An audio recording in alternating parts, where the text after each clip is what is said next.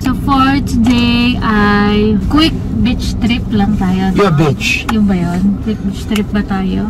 Pupunta kami ngayon sa Saud. Sa Saud, Pagudpud Beach. So ayan, baka nagtataka kayo kung ba't nandito kami. So nandito kami kasi sinusuportahan namin yung papa ni Abby. Tulad ng pagsuporta niya sa amin ng mga bata pa. Yes, correct. Gagala muna kami, tamang side trip lang. Since nandito na sayang eh. Lapit na lang naman kami sa Pagudpud, mga 30 minutes away lang daw. 30 to 40. May mga picture ka nung mga napunta natin dun. Meron. Pero nung napuntahan namin yung dati, hindi ko na maalala itsura. Napuntahan 8 years ago na yung last nating Pagudpud. Wala pang mga tao dito nun. At merong first time makapunta dito sa Ilocos Norte. Kaway-kaway naman. Please welcome. Wow. Yung friend mo, dinigdik yung sarili niya sa work. May only flight sa work pero hindi niya tinry. Ang aga pa. Anong oras na ba? 7 a.m. So, hinihintay na lang namin si Viancino at saka si Madam para makagora na kami. Kagabi, mga around 2 a.m. lumindol na sobrang lakas. 4.8 daw sabi sa Feebox. Dapat may t-shirt na gano'n. I was here at Ilocos Norte when the 4.8 magnitude earthquake shocked the world. Grabe kasi parang din, kagabi yung sinabi nilang the big one, di ba? Yung fake news daw. Hindi, may news talaga na this year. Sabi ng Feebox, fake yun. Let's go to the beach? Pagudpud. Yes!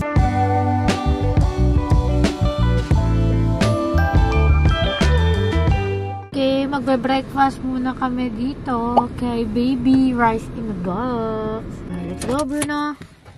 Let's go!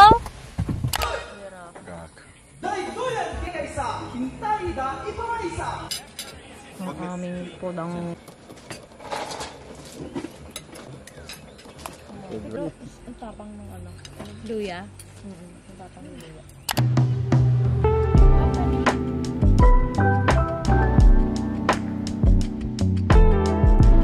May handa na kami guys para sa aming outing dito. Ito na ang aming lechon. Pinapahira na siya ng oil. Saluhin mo yung mga lumilipad na sobra. Thank you so much. Si Bian, ito si Bian. Dito man na. Ano to? At naubos na. Chay. Lamig? Uy. Malamig? Init eh. Baka mangitim ako. Ay, sis. Bakit swim kayo? Saglit lang. Pero takot mangitim sa mga lang to. 5 minutes lang.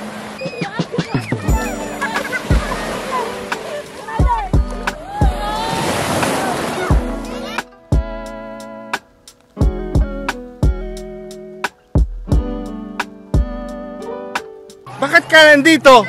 Glowing vlog. Sino yun? Ayun o. Bakit ka nandito? Dakdak-bak ito kong tangkatawin.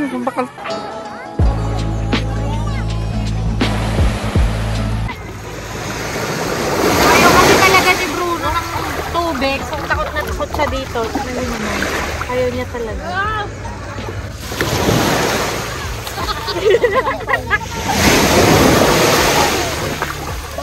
Kaya kaya nung iba sa ganyan.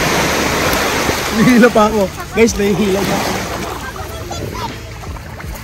Tara Bruno! Utang, gusto mo umihi ng umihi sa mga poste. Magdagat, ayaw mo.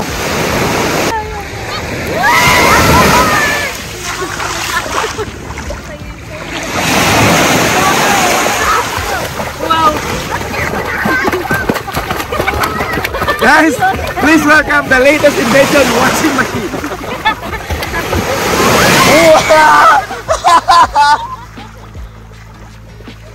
Ganyan, pag nakakita ng chick sa beach. Ha? Nakakita siya ng beach.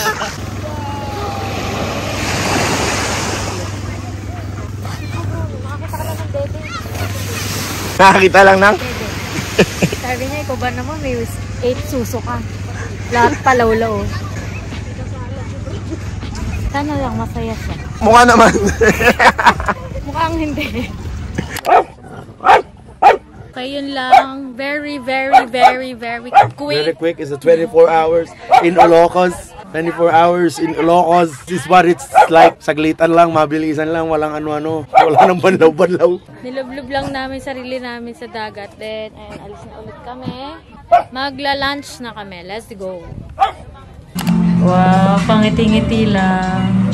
Nagkaon ka na lang. Wow.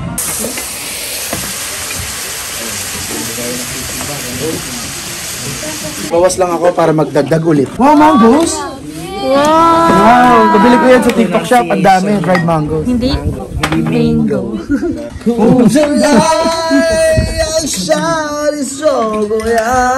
Isang title yan? Uy daw. Ayan, tablado na naman. Tablado na naman. Akala ko makababati nyo lang.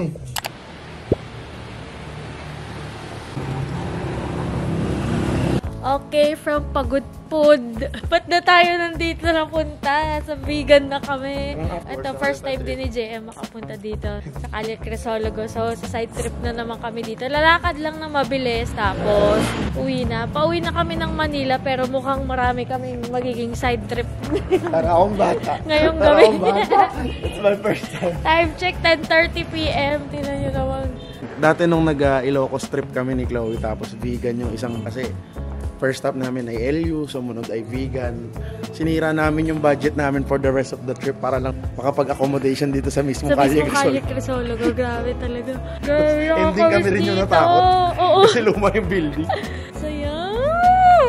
Saya ko. Para ako nasa nasa Intramuros 2.0.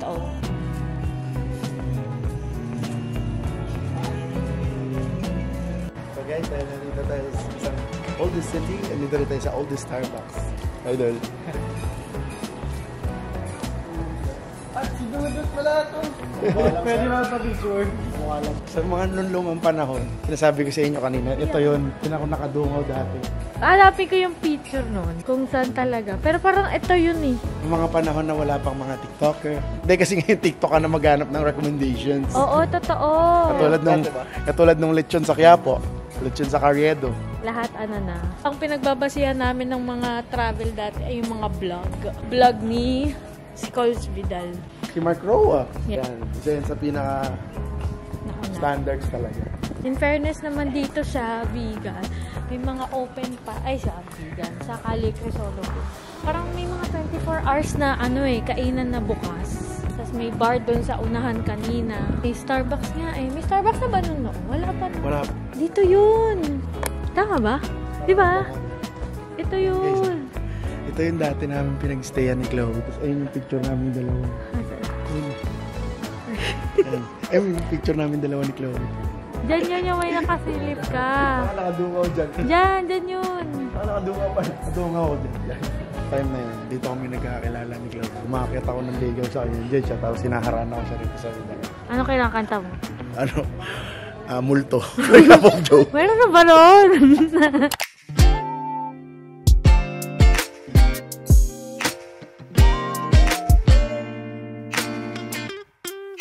Ito na ang aming number 1 na turista. JM Macariola from Multi. And Bruno the Frenchie. Nakakita siya ng kalaban, mga kaibigan. Ayun ang kalaban. So, nilakad lang namin yung buong Calle Crisologo. Simula doon, kung saan kami nagpark. Dulo to dulo siya. Doon, babalik na rin kami agad doon, kung saan kami nagpark kasi wala lang. Pinakita lang talaga namin tong Calle Crisologo kay JM. Okay, patingin naman picture. Si Bruno naka-step eh. Okay na? Okay na to. Oh, tara na. Tara. Uwi na tayo. Okay na. Okay na. Sibat lang agad. Bounce lang agad. Story lang. Dumaan lang. Okay na.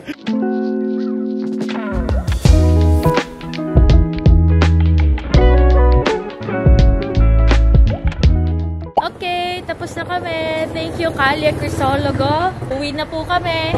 Let's go to L. It's my first time doing that! So, lahat na first time ulit ni JM. Let's go, let's go. Hindi niya naman birthday, pero let's go.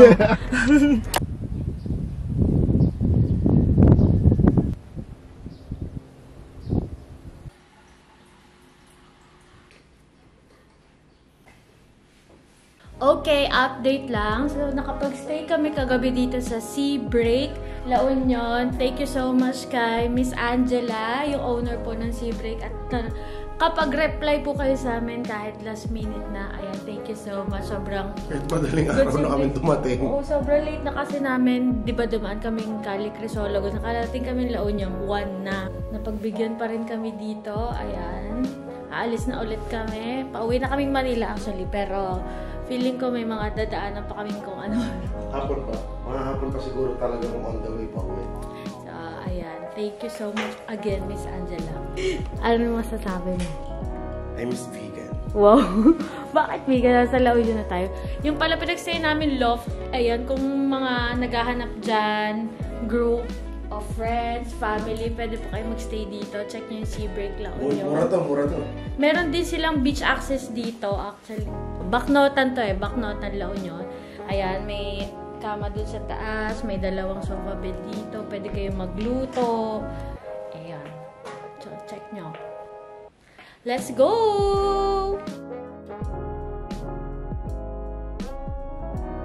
Wow! Coffee time!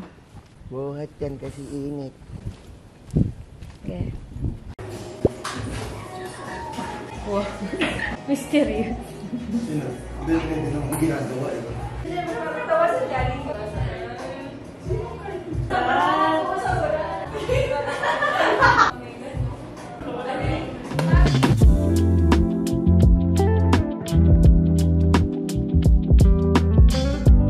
Ano masasabi mo sa aso mo? Sinusundan na naman yung mga baby girls. Tanawag ka mga kabuntis. 4 years old ka pa lang. Ay, matanda na pala sa dog years din. Manang-mana ka talaga kay Ninong JM. Di po. Ninong niya ba yan? Oo, sa kumpil.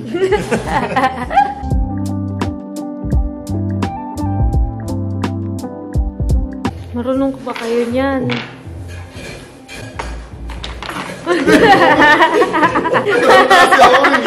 Sinabi kasi doon umilis eh. Hindi ko na Itong aso namin, napaka-feeling. Pumasok dun sa kitchen. Akala niya ata kanya to, di ba? Napaka-feelingero. Oo, wow. Ang galing.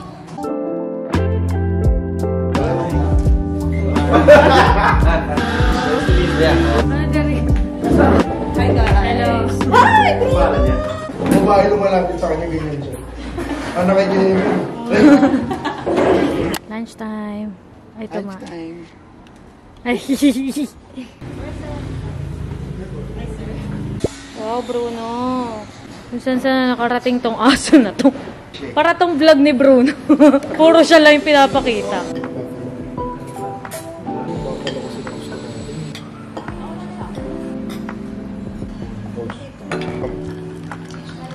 Nilagyan ko na. Ayan, tamang pakain lang ng isda.